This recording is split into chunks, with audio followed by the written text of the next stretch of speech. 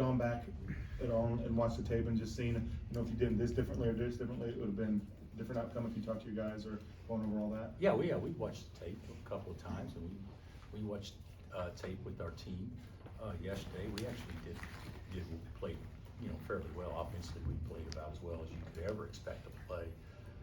We scored 1.44 points per possession the second half against arguably one of the very best defensive teams in the country in their building. So the biggest thing was we didn't stop them at the end of the shot clock.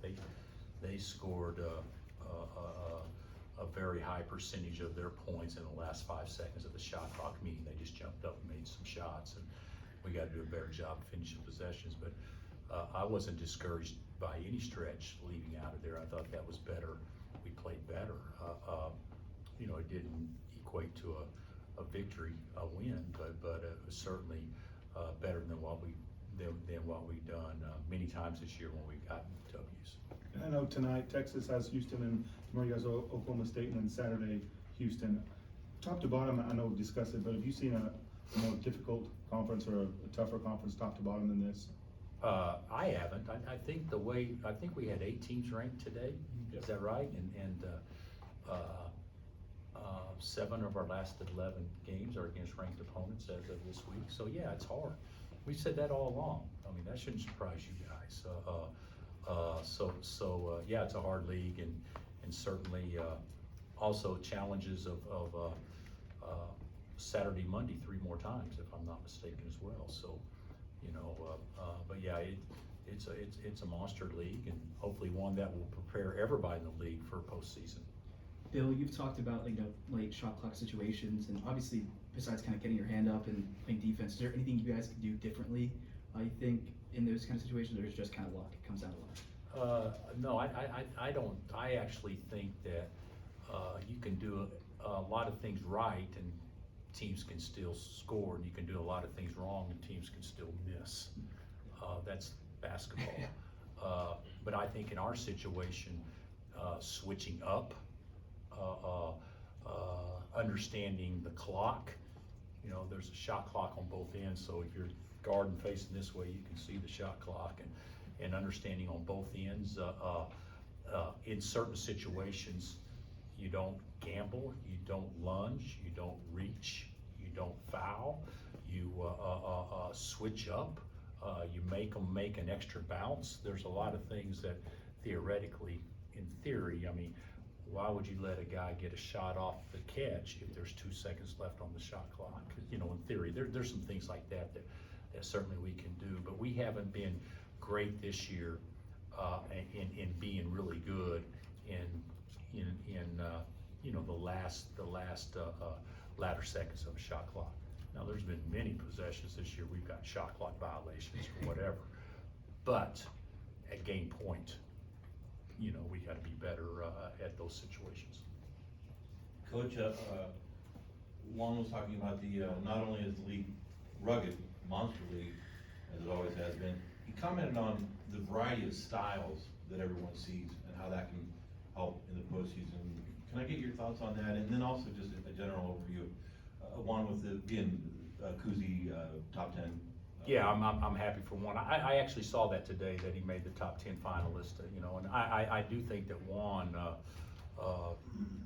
had one of his better games in Ames. I thought he was better and played well. So yeah, of course I'm happy for Juan. But I think there are a lot of different styles, a lot of different coach philosophies, a lot of teams that ice a ball screen, that trap a ball screen, that trap the post, that don't, that force everything baseline, that play 1-3-1, that play 2-3, that play zone back to man after 2 passes.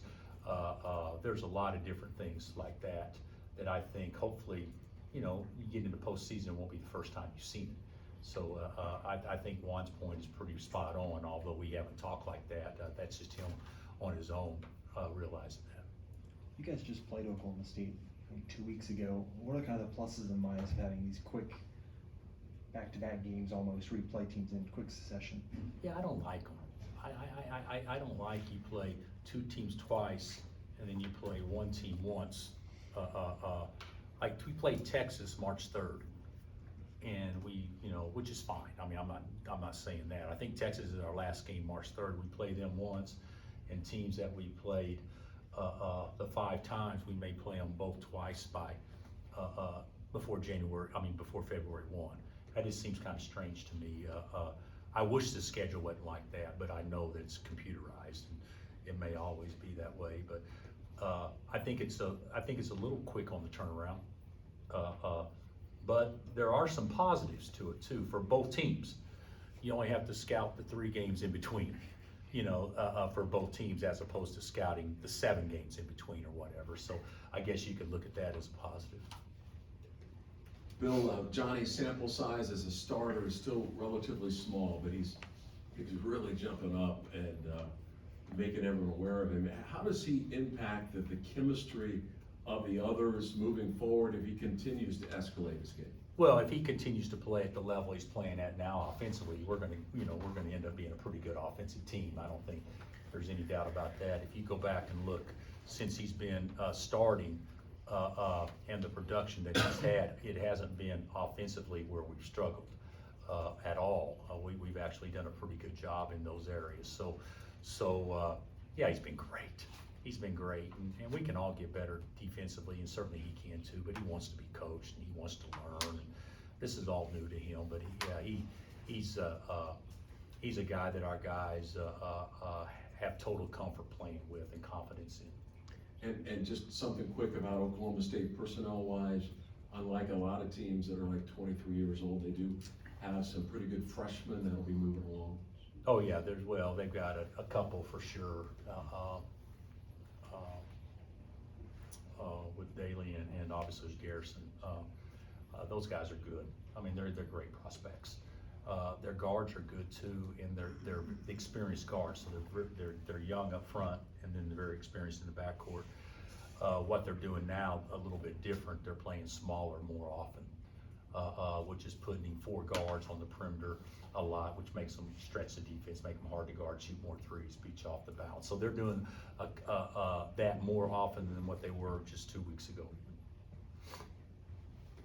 Coach, in terms of maybe this season, are you adjusting things a little bit? Are you coaching them harder? Is there certain things that you maybe have to dabble into that maybe you didn't have to before, or change things up in terms of obviously what's not going on this season, but just how hard this conference is? Probably, I think that's a fair question. Probably coaching different based on depth and based on maybe individuals' personal talent. It's been enough here in the past that, this is who we are, this is how we guard, there's no difference in who's out there, this is what we do. For this year, we probably tried to, and it's been somewhat effective, we probably tried to play to scout and report and things like that more this year than maybe what in years past, based on this is how we need to guard for this game or that game, or this is, and they're more probably substantial type changes than there are mere minor tweaks. So I would say that's one thing, and I don't really like that a lot. But I would say that's one thing that's different. I don't think to me, intensity, things like that, tougher on, I don't like that. I would think that we could probably be pretty consistent with that over time, but changing how we guard our ball screen based on personnel, or with this guy we switch, with this guy we don't. We probably are doing more of that stuff now than what we have in years past. The way the schedule is, Oklahoma State gets a chance to make up for what happened in Stillwater. You don't get a chance to play Iowa State again. Do you wish that you could play the original Big 8 schools twice? Well, I haven't ever thought about the original Big 8 schools. That takes me back to 40 years ago. But I do think, Gary, I think to your point, and I said this the other day, it feels less like a league race to me, knowing that some teams in your league, you may not play until March and you only play them once, and some teams you play twice. And that's the way it is in every league in the country. Now, does that take away from the significance of anything? No, it does not at all. I'm talking about from my standpoint, knowing that you line up and you play everybody twice, feels more like it's obviously, everybody gets the same opportunities. And I'm not saying ours have been bad, good, or indifferent, it just feels that way to me. But you also gotta understand, my first several years here, we did play a similar unbalanced league. It felt a little different because you knew exactly who you were playing each year, you know, and you just knew exactly how many times you're gonna play somebody that year. But teams could benefit, as we did back then, by not playing Texas when they had LaMarcus Aldridge twice, or not playing Blake Griffin when they had, not playing OU when they had Blake Griffin twice. So teams can definitely benefit from that, but other people did play K-State when they had Michael Beasley twice. You know, you can benefit, and that's not the point of what I said. The point of what I said, as far as feeling the league race, when you walk into a locker room and have the league race posted and everything, it just doesn't quite feel the same when there's this many teams that you're playing and different teams you're playing, and not everybody plays each other, obviously. You've talked plenty over the years about kind of the role of reserves, what you expect from them when they go in there, and you're not asking them to win the game or hold the line, that kind of thing. With this group specifically, you got so many talented guys around them. They're going out there trying not to make mistakes or trying to play a role. Does that take away from them asserting themselves and making plays when maybe you need them to go make some plays? Or can it? I actually think that there was a time in the Iowa State game that we did hold the line, and we had some different guys in there in the first half and actually did okay. But it wasn't because individuals were going out and making plays. It was still mainly we held the line because when we did score, it was still the starter scoring the ball. So to your point, yeah, I guess it could. You know, you put a backup quarterback in late in the game. Is it his job not to turn it over, or is it his job to go make a play to win it?